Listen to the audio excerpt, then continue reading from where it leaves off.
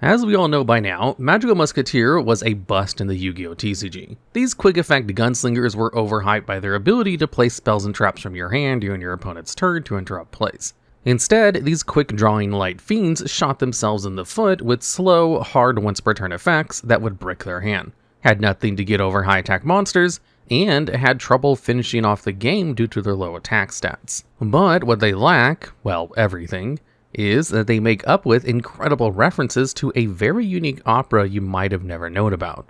So let's put aside their tier list for a while and explore the association of this creative archetype with this creative opera. So when you think of an opera, many of us think of them as those weird musical foreign plays where a big fat lady sings in a high pitch while in costume, breaks a glass, and rich snooty people with monocles applaud at the end of the show and they throw roses.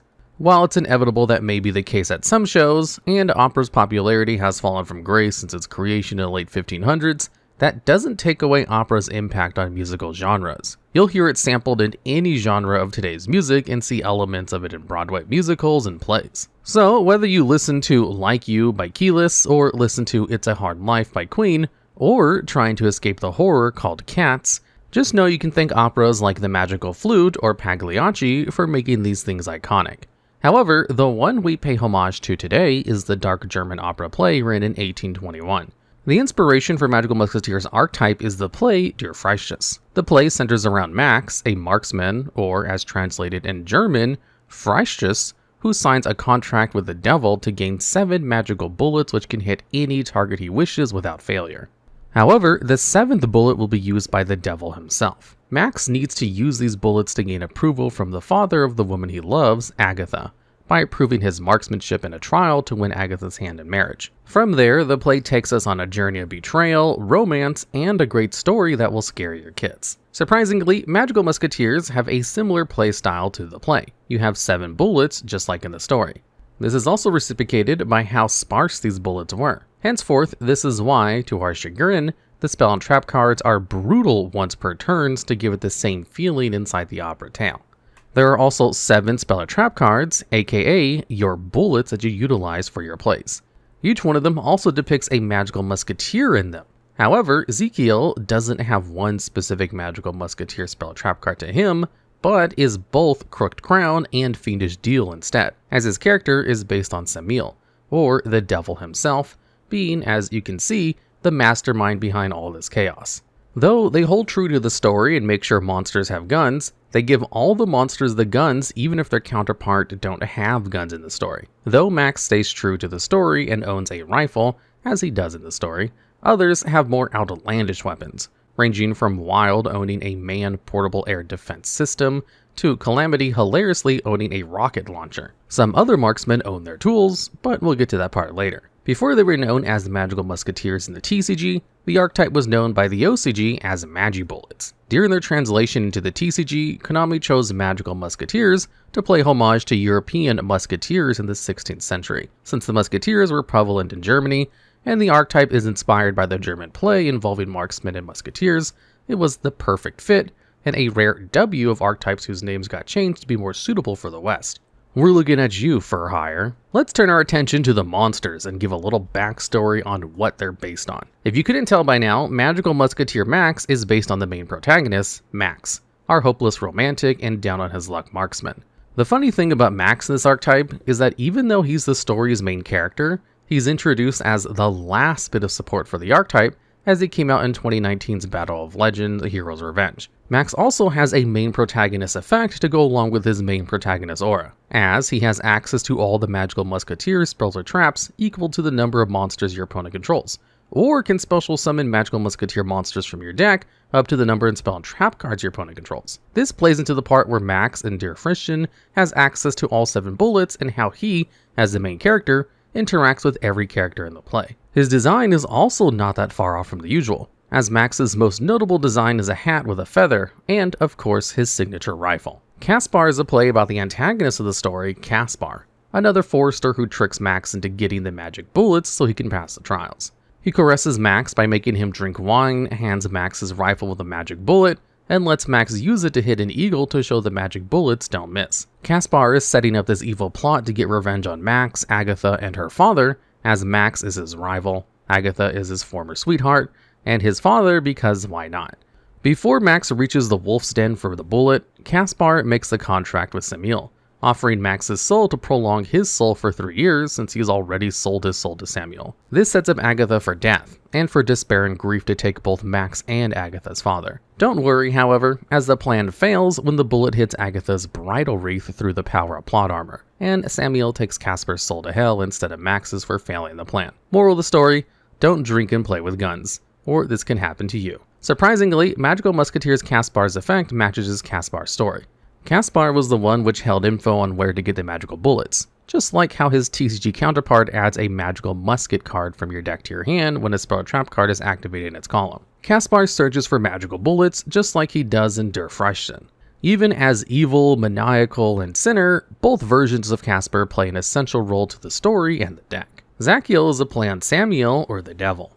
His role is to give the 7 magic bullets in the contract. However, the 7th one is controlled by him, which becomes the bullet that hits Agatha instead of the dove Max aimed at during the trial. Outside of a slight name change, Samuel's depiction differs from Zachiel's. Many depictions have him in human form, whereas the card gives him a devilish look. Once again, his effect, like Caspar's, is more lore related. His condition of being able to tribute summon him using 1 magical musketeer can be seen as you giving up a soul to utilize him, like how he takes a soul for access to 7 magical bullets. His second effect also shows signs for references, as during your opponent's end phase, you can draw cards equal to the number of magical musket spell or trap cards you activated while this card was faced upon the field. You benefit from using your magical musket cards the same way Samuel gains the upper hand every time Caspar and Max use the bullets, one step further for his plan to come to fruition and achieve a soul to take to hell with him. And that covers the main characters for our fiendish gunslingers. Max, Caspar, and Zachiel are straightforward and don't have many extra surprises in their design. However, the rest of the monsters come with an additional creative twist. Not only do they reference the German opera, but they also take inspiration from famous outlaws and gunslingers in 19th century American history. Magical Musketeer Doc is based on Kuno, the marksman / top forester who favors Max and the father of Agatha, and, if you can't tell by the name already, Doc Holliday, one of the most recognizable gunslinger / dentist / gambler in American history. Both Doc and Doc share a lot of symbolic details in one card. While it shows that Doc is a doctor and shows the elements of it by having a white robe, which most doctors have, it still details both characters well. Doc Holliday being a dentist who helps those with teeth problems, and Kuno being a hereditary officer in which his job is to make sure the forest is in good condition. This means he handles the management of forest resources and prevents unwanted problems hindering the forest's growth, such as invasive species and poaching. So in a way, he makes sure the forest is always in shape, just like a doctor keeps a patient's body in shape. Doc's effects also passes the vibe check, as it allows you to add a card back from graveyard to your hand when a spell trap card is activated in this card's column. This leads to the question of why the weapon of choice is a sniper rifle for Doc. Neither man uses a sniper rifle when seen or betrayed. That's because this also has a symbolic meaning. Sniper rifles, or rifle with a sniper system for all 3 gun nerds already typing in the comment section, are known to be extremely difficult to use and master, taking years of experience and needing extensive training to master. Similarly, to be an outstanding gunman or a great doctor in any medical field, some situations cause one to be precise and downright surgical. No other gun can tie these 2 worlds together than the long-range assault rifle seen in COD in 360 quick no-scope final kill cams.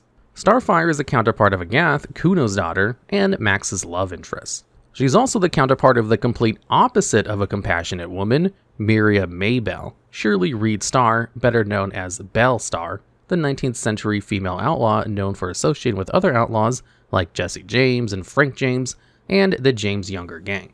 She was notorious for her crimes, which included horse theft and a post office robbery in which she disguised herself as a man. She was never convicted for the crime due to a lack of evidence. Belle Starr has been somewhat romanticized in movies and films, which was no different in the artwork of Starfire, as most of Starfire's design takes after Belle. Her boots and dress resemble more of the old Western dress and knee-high boots accustomed to women back in the West during the 19th century. This was usually the prominent depiction of Belle Starr. The effect also plays more to Belle Starr's connection to gangs, so the effect lets you summon a magical musket monster from your deck when her spell trap card is activated in her column. Starfire's main weapon is a Deringer, a small, easily concealed pistol. The monster doesn't clearly specify what type of Deringer it is, as it's hilariously concealed in Starfire's waist. This comes into question because Belle's favorite weapon was a Colt 45 called My Baby, a weapon she would use until her murder in 1889.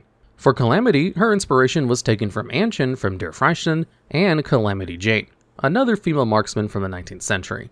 Anshin's character is a minor role, as she's just known as a Gates relative, who comforts her when feeling down. Calamity Jane has a bit more impact, as she's known for being a frontier woman and a storyteller in the town of Deadwood.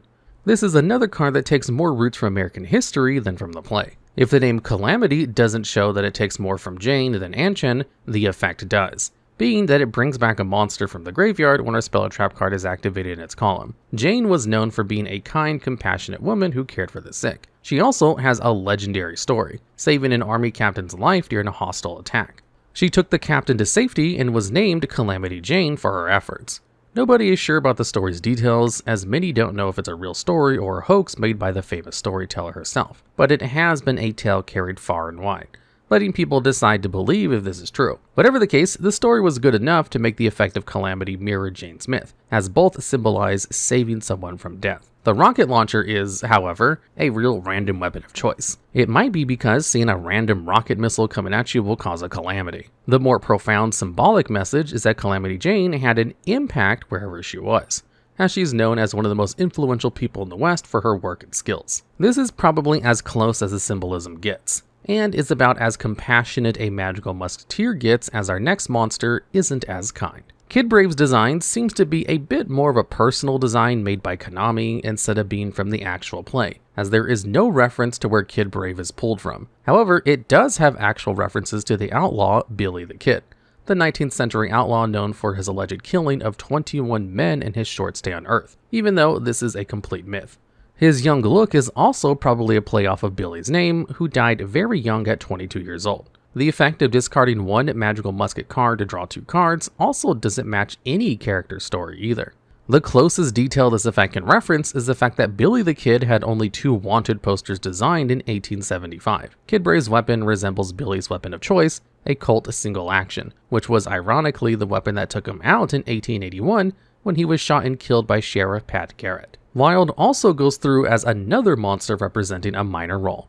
Wild combines the Hermit in the story and Wild Bill Hickok, one of the known heroes in the West, who is known for his multiple achievements in the West as a lawman, cattleman, and even as an actor. There's not a great connection in either character personality-wise, but the looks are a bit more similar as both Hickok and Wild have long black hair and facial hair. Unexpectedly, the weapons Wild has might be a symbol of how many men Hickok had killed, even though evidence shows that Hickok might have killed no more than 8 people in his career as a gunman, which only lasted for about 10 years. This story would be hilarious, as the story would be as outlandish as Calamity Jane's story, who coincidentally was an acquaintance of Hickok and rumored to be his lover. However, this turns out to be yet another out-of-pocket myth. She shows a deep love for Hickok, doing shows with him and even avenging Hickok's death by finding his killer, Jack McCall, and going after him with a meat cleaver. So the weapon is probably a symbolic exaggeration of Wild Bill's so-called kill streak, just like Calamity Jane's.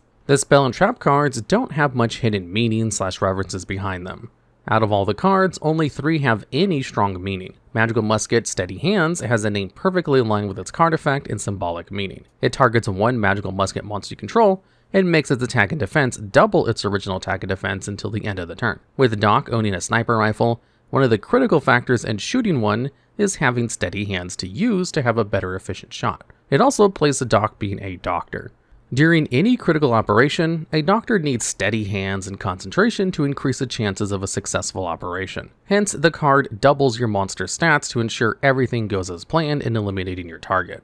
The last 2 cards play more into Mastermind Zakil's / Samuel's role in the story. Fiendish Deal's artwork displays Caspar and Zakil shooting the guns. This is most likely a reference back to Caspar using the bullets given to him after he offered Max's soul to Samuel in the play. Max and Caspar split the bullets, giving each other 3. Caspar spoils all of his bullets on foxes, and the reference is made even stronger by the fact that Fiendish Deal has 3 guns, 1 held by Caspar and 2 by Zakil, the same number of bullets Caspar used. Crooked Crown, on the other hand, displays Max being influenced by Zakil to shoot the bullet. This could either reference 2 parts of the play. It is the first time Max uses a magical bullet to stop the eagle out of the sky, or it could be the final bullet in the marksman trial, which Samuel controls to shoot Agath. Either works for the interpretation of the card. Whether it's the first time he uses the bullet or the last time he uses it, it showcases the influence Samuel has on the protagonist and the progress of the underlying goal. And with that, our story has reached its climax. Magical Musketeers have one of the most unique mixtures of reality and entertainment. The idea of taking the world of one of the most underrated opera plays and introducing it into the TCG was already impressive. Slapping Westworld on top of this well-made cake was just the chef's kiss. The archetype isn't getting any new support anytime soon, as there are no other characters to add to the lineup. Right now, Musketeers live in the land of decks to take to locals. But don't let this dishearten you from at least enjoying the creativity of this deck, and maybe it'll spark your love for the world of opera and encourage you to dip more into the unknown side of Yu-Gi-Oh!